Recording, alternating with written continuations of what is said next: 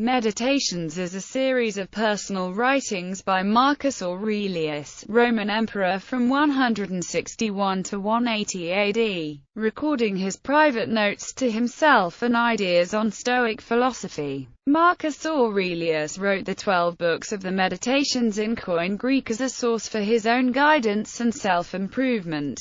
It is possible that large portions of the work were written at Sirmium, where he spent much time planning military campaigns from 170 to 180. Some of it was written while he was positioned at Aquincum on campaign in Pannonia, because internal notes tell us that the first book was written when he was campaigning against the Quadi on the river Granova, and the second book was written at Carnuntum. It is unlikely that Marcus Aurelius ever intended the writings to be published, and the work has no official title. So, Meditations is one of several titles commonly assigned to the collection. These writings take the form of quotations varying in length from one sentence to long paragraphs, structure and themes. The Meditations is divided into 12 books that chronicle different periods of Marcus's life. Each book is not in chronological order, and it was written for no one but himself. The style of writing that permeates the text is one that is simplified, straightforward,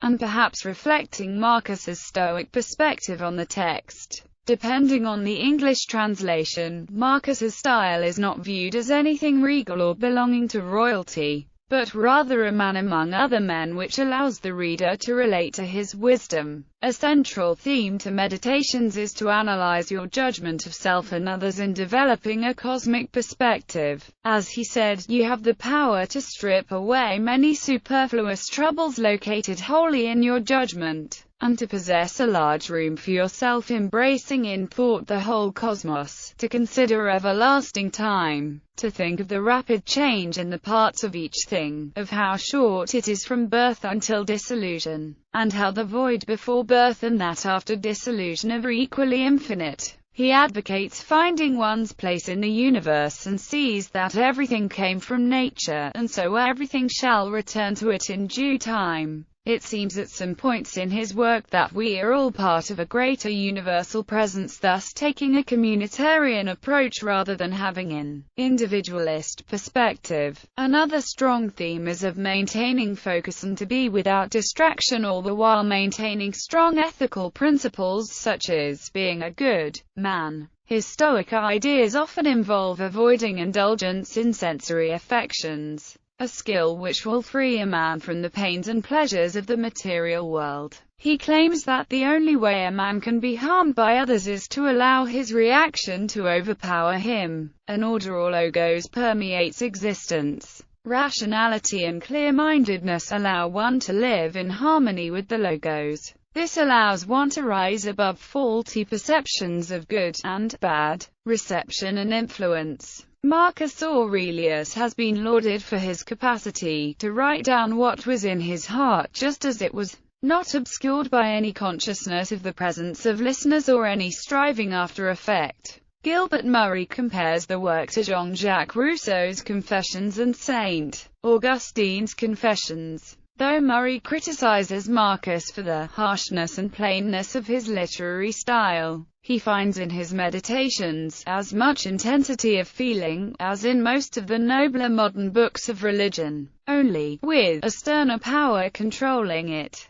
People fail to understand Marcus, he writes, not because of his lack of self-expression, but because it is hard for most men to breathe at that intense height of spiritual life, or, at least, to breathe soberly. D.A. Rees calls the Meditations unendingly moving and inspiring, but does not offer them up as works of original philosophy. Bertrand Russell found them contradictory and inconsistent, evidence of a tired age where even real goods lose their savor. Using Marcus as an example of greater Stoic philosophy, he found their ethical philosophy to contain an element of sour grapes. We can't be happy, but we can be good. Let us therefore pretend that, so long as we are good, it doesn't matter being unhappy. Both Russell and Rees find an element of Marcus's Stoic philosophy in the philosophical system of Immanuel Kant. German philosopher Georg Wilhelm Friedrich Hegel offers a critique of Stoicism that follows similar lines, albeit covering different trajectories. In his Phenomenology of Spirit, Hegel attacks the preoccupation with the inner self as a severing, fatalistic barrier to consciousness.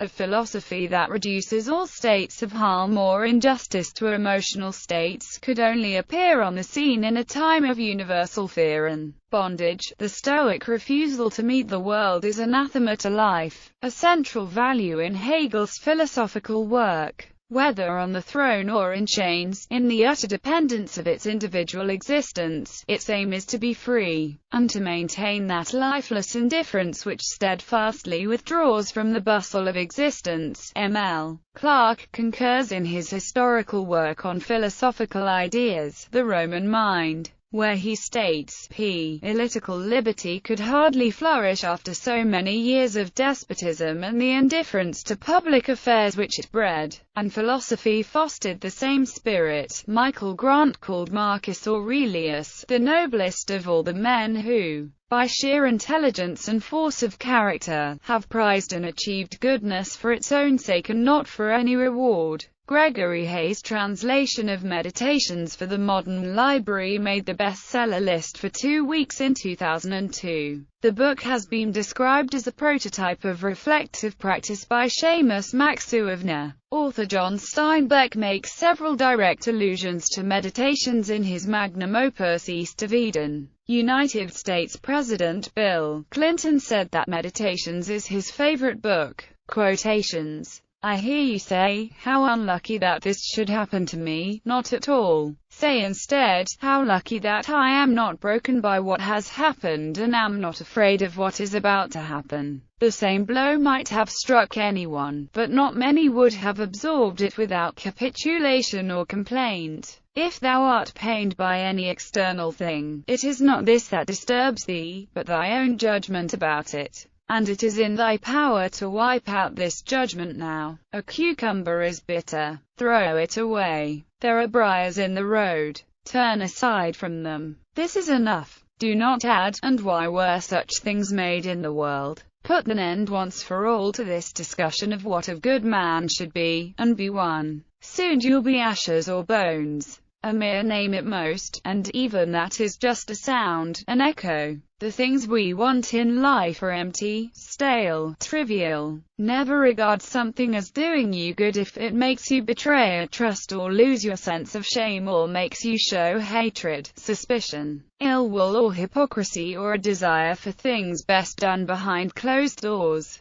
Not to feel exasperated or defeated or despondent because your days aren't packed with wise and moral actions, but to get back up when you fail, to celebrate behaving like a human, however imperfectly, and fully embrace the pursuit you've embarked on. Let opinion be taken away, and no man will think himself wronged. If no man shall think himself wronged, then is there no more any such thing as wrong. As for others whose lives are not so ordered, he reminds himself constantly of the characters they exhibit daily and nightly at home and abroad, and of the sort of society they frequent, and the approval of such men, who do not even stand well in their own eyes, has no value for him. Shame on the soul, to falter on the road of life while the body still perseveres. Take away your opinion, and there is taken away the complaint. Take away the complaint, and the hurt is gone. Whatever happens to you has been waiting to happen since the beginning of time. The twining strands of fate wove both of them together, your own existence and the things that happen to you.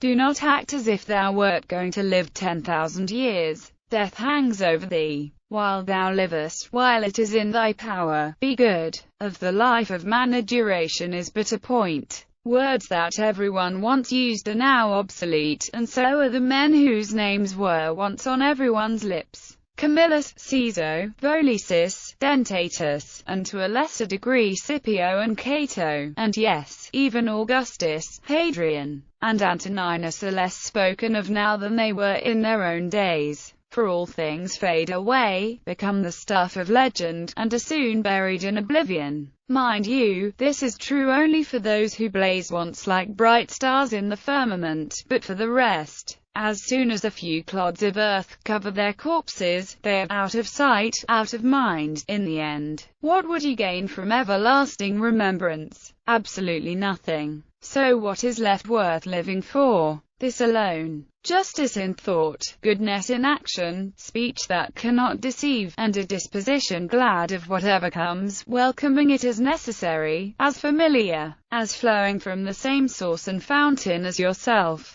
Why do you hunger for length of days? The point of life is to follow reason and the divine spirit and to accept whatever nature sends you. To live in this way is not to fear death, but to hold it in contempt. Death is only a thing of terror for those unable to live in the present. Pass on your way, then, with a smiling face, under the smile of him who bids you go. Do not then consider life a thing of any value. For look at the immensity of time behind thee, and to the time which is before thee, another boundless space. In this infinity then what is the difference between him who lives 3 days and him who lives 3 generations? When you wake up in the morning, tell yourself, the people I deal with today will be meddling, ungrateful, arrogant, dishonest, jealous, and surly. They are like this because they can't tell good from evil. But I have seen the beauty of good, and the ugliness of evil, and have recognized that the wrongdoer has a nature related to my own, not of the same blood or birth, but the same mind, and possessing a share of the divine. Additions.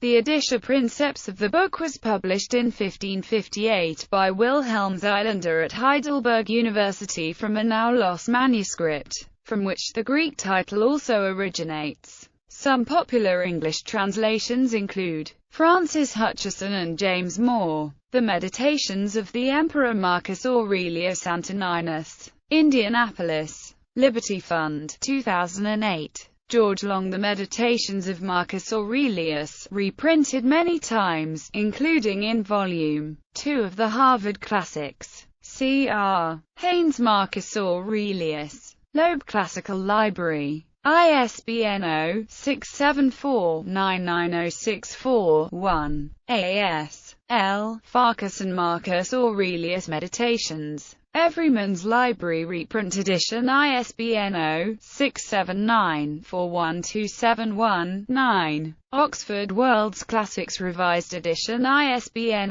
0-19954059-4. Maxwell Staniforth Meditations. Penguin. ISBN 0-14044140-9. Gregory Hayes Meditations. Random House. ISBN 0-679-64260-9. C. Scott Hicks. David V. Hicks. The Emperor's Handbook. A new translation of the Meditations. Simon & Schuster. ISBN 0-7432-3383-2. Martin Hammond Meditations. Penguin Classics. ISBN 0-14044933-7. Jacob Needleman, John P. Piazza. The Essential Marcus Aurelius. J. P. Tucher. ISBN 978158542-617-1.